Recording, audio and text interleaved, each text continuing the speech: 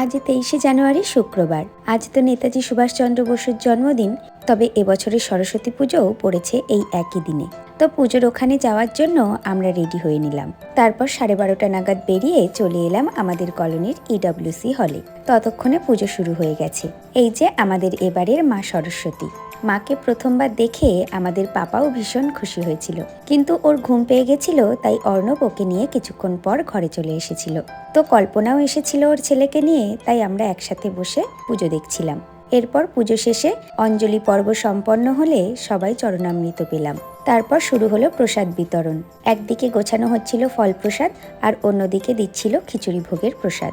তো আমরাও প্রসাদ নিয়ে ঘরে ফিরে এলাম।